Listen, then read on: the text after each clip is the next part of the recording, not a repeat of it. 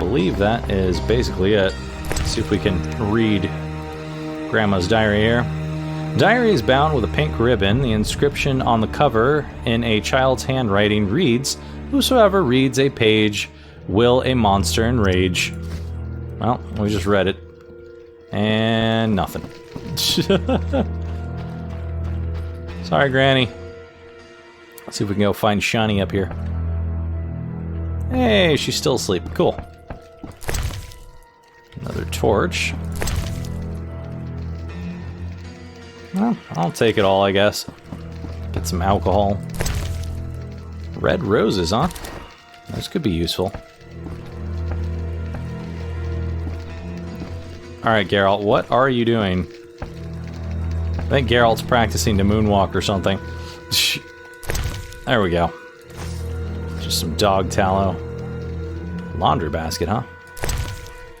Ah, another red shawl. And what's in the old cabinet here? Some more dog tallow. Alright, Shani. Finally, you found me. Looks like it. How'd you get past the old hag? That nice lady downstairs? She's made my life hell. Wow. Girls your age should be married. Wow. Old hag should have died years ago. Old people are like that. Geralt, all of these are terrible. They're all terrible. I'm gonna go with old people are like that. Old people are like that. At least my rent is low. Doctors earn little in Temeria. Many leave. You stayed. Someone had to. Anyway. Geralt, we need to talk. What is it? Some people died in a fight at the hospital. Were you involved? Maybe. Explain yourself. I wanted to question a prisoner, one of your patients, but thugs interrupted us. It was their bodies the guard discovered later. Anyway, the prisoner is being transported to a safe location. Thanks, Shani. Just watching out for you. So, Shani, I wanted to ask you something. Shani, I wanted to ask you something. Mm-hmm. I heard you saw Cohen shortly before he died. That's right. How did you know? I found his sword. He died during the battle at Brenna, on my operating table. You were a medic at Brenna? I worked alongside a surgeon named Rusty, best doctor I ever knew. Knew? He died when the Catriona plague erupted, in Maribor. Though a halfling, he could operate like no one else. He made everything seem simple. Stitch red to red, yellow to yellow, white to white, and everything will be all right. You wouldn't understand. Sorry, Shani, I didn't know him. Do you know anything about this sword? No, but you should ask the dwarf, Zoltan Chive. His knowledge of weapons is unmatched. Wow, what a circle we lead. So now we need to talk to Zoltan about this. But, yeah, technically, Shani and Rusty are meant to have died of the plague, but Shani is here alive and well.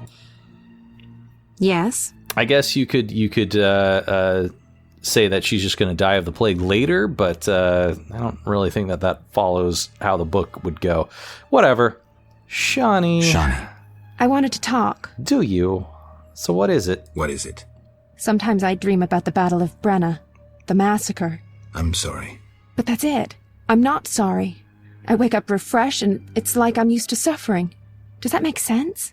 It does. Thanks. Sometimes it's good to share. Don't mention it. Sometimes wallowing in trauma is the only thing you can do when you have trauma. And sometimes it gets you to move forward a little bit.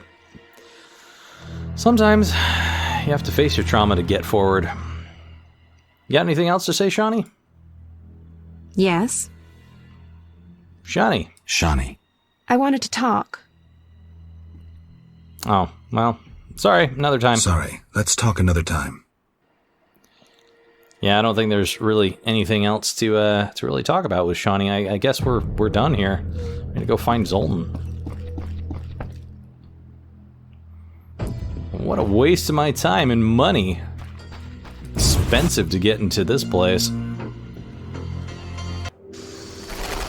Not even a good brothel. Alright, I guess we just kind of mosey around the streets and see if we can find Zoltan. Saw something for a second. I don't think it was Zoltan. No. Doesn't appear to have been Zoltan. I'm sure Zoltan will be one of the more difficult people to find.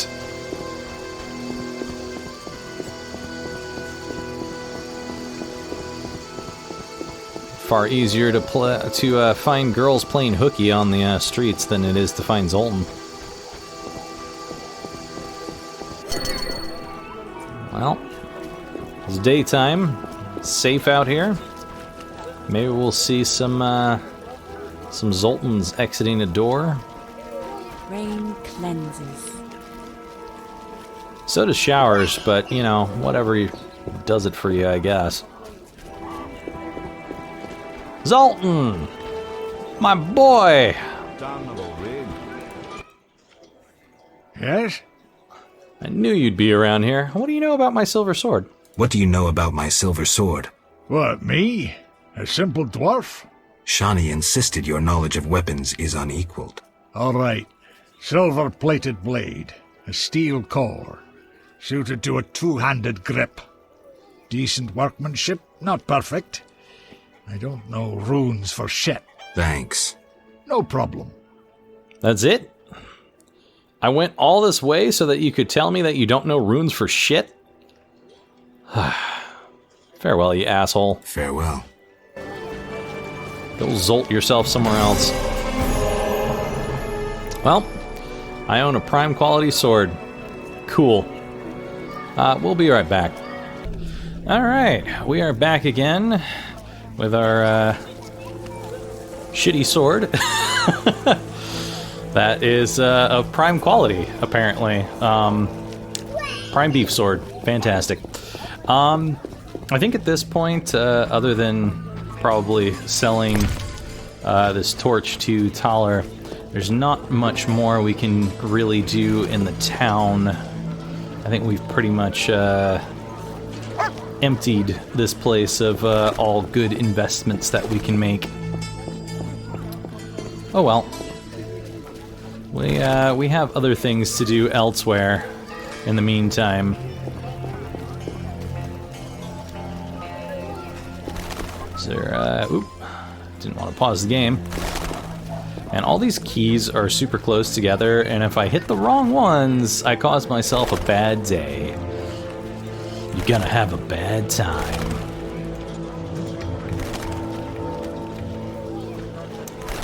Still don't know what these herbs are. I'm pretty sure that we bought every book that we possibly could buy in this town so far, so that's kind of surprising that we still do not have the ability to do anything with that. Wonder if Thaler's actually here right now, or if he's out walking around the town. He is here! Fantastic. I was getting worried. I need you to buy this torch off of me, along with all of the other torches. The, let's see here, 6, 7 torches that you've purchased off of me now? Thaler's got a lot of stuff, and no one's buying it from him. Sucks for him. Definitely gonna keep the Earth Rune. I think I've decided that at this point, I'm probably going to do one of each rune. I think that will be probably the best. Family Ring, not worth anything to me except for the ability to sell it. So we'll just get rid of that. I probably should go and toss some of this away. I don't think I need all of this stuff. I might want to keep the food on me. Well, yeah. I do also need to come to the bar in the middle of the night and give the alcohol to the guy, I believe. I don't think that's happened yet. Where is that alcohol anyway? It's not this Toussaint Red. Toussaint Red.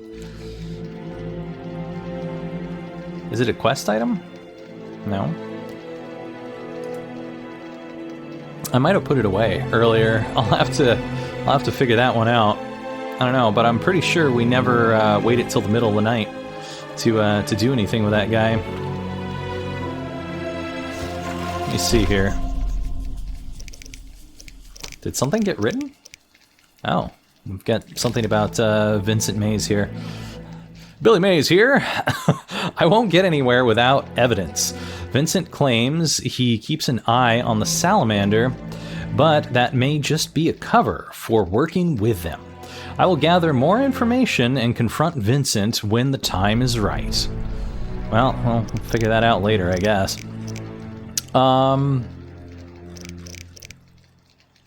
Yeah, let's see here. Do I still have that contract for the guy who wanted the alcohol? Old friend of mine, Shawnee. It's not the mysterious. Yeah, a most uncommon wine. So I do still have this. So we should probably go see Conrad, turn in the wine to him, wherever the hell it is, and figure out from there. Oh, did I never read these things? I don't even remember. We'll just read the flavor text about them. Alguls are ghouls which had been devouring corpses for so many years that human flesh becomes irresistible, and they begin to prey on the living.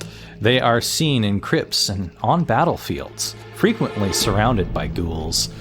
Simple folk do not notice the difference between these two types of scavengers, unlike witchers, who know that the Algul is a more aggressive and challenging opponent. Archaeospore. Some crimes are so terrible that they fill people with terror and offend the gods. The criminal's ill will and the cruelty of his deed conceive a curse that brings the Archaeospore to life. The beast attacks innocent creatures hatefully, trying to take vengeance until justice is done. Archaeospores grow in places where particularly cruel crimes have been committed, or on the tombs of victims of such crimes. Interesting. So, if we recall, in the very first kind of prologue chapter, there was some Archaeospores that were growing in that guy's backyard who had his brother's armor. So that leads me to believe he may have killed his brother. That's okay, I think we killed him in the end. Basilisk. Simple people call the basilisk the king of the Zerrikanian deserts, and often mistake it for a cockatrice. They claim that the beast is filled with such hatred towards all living things that even its breath is venomous, and its glance turns the unwary to stone. In fairy tales, the only certain way to kill a basilisk is by holding a mirror in front of its eyes to divert its deadly gaze. Witchers reply that it is far better to smash the mirror on the creature's head. We probably should read about the occurrence at least. Basilisks choose dark and damp places like caves and abandoned canal branches as their dwellings. The scimitar.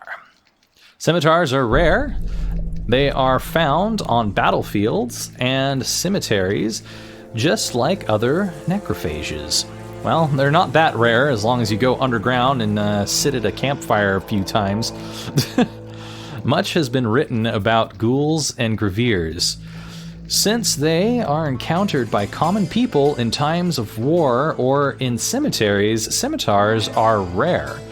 But when they appear in a necropolis, they take it over. All ghouls respect them and must bow to them. The Devourer. Oh, she looks lovely. Devourers are scavengers which live near human settlements, usually in caves and ruins. They also look like they have some kind of bird/dinosaur mouth and a really long-ass tongue. Don't want to get near that thing. Ugh. Devourers are often called night witches because they resemble old, ugly women and are famous for their witch-like viciousness. These creatures gorge themselves on human flesh, although they willingly eat carcasses. Above all, they crave flesh that is fresh and warm. Devourers hunt after dark in groups that peasants refer to as Sabbaths. They like to deceive their victims and torture them. But there is no truth to the tales of their midnight flights on broomsticks and their gingerbread houses. Well, I guess something else happened to Jack and Jill. Echinops, or Hansel and Gretel. It's Hansel and Gretel, right? Yeah. Jack and Jill still went up the hill. The Echinopsae grow in places where crimes have been committed, or on the graves of victims of such crimes. Yeah, I'm not sure if it was the Echinops, or if it was the Archospore that we fought there, but it doesn't really seem to matter. Both of them are basically the same. Echinops, or Echinopsae, are monstrous plants which grow in places where terrible crimes have been committed. The beasts try to take their vengeance on criminals, but they do not spare the lives of innocents who haplessly enter their territory. The Royal Wyvern. Royal wyverns are larger and more aggressive than their common cousins. They live in the wilderness, often in the mountains, as they like to build their nests on precipices. They attack any creature entering their territory. The female royal wyvern is smaller, but more cunning and venomous than her male counterpart. She can be aggressive towards both males and other females. She is a perfect example of how gender relations among humans have their source in the animal world. This is altogether not surprising. Master Dorgray against the institution of marriage. Wow. All right, Dorgray. Striga. A Striga is a woman transformed into a monster by a curse. She is filled with hatred towards all living beings, devouring them gladly. A Striga may tolerate necrophages. She needs a hideout during the day, often choosing a sarcophagus in a forgotten branch of a crypt. Where does it come from? Spells? Magic? I have no idea, sire. The sages research these phenomena. For us witchers, it is enough to know that strong will may create them. We also like to know how to fight them and kill them. Most frequently, yes. That is what we are usually paid for. Few want the spell lifted. People usually just want to be protected. If the monster has killed people, revenge may be another motive. I think this might be an excerpt from one of the books, actually. It sounds very, very familiar. Werewolf. Werewolves are lycanthropes, which means that they are shape changers. Humans transform into werewolves as a result of curses. The creatures lurk near human settlements. Baron Wolfstein buried his face in his hands. His heart was throbbing. Suddenly, the scent of his wife's blood and the blood of his children intensified. The Baron's body swelled as his muscles grew. His noble attire fell in tatters on the marble floor. My beloved, you are so hairy. You're a werewolf. Bianca went pale. What about our love? In reply, she heard a terrifying roar.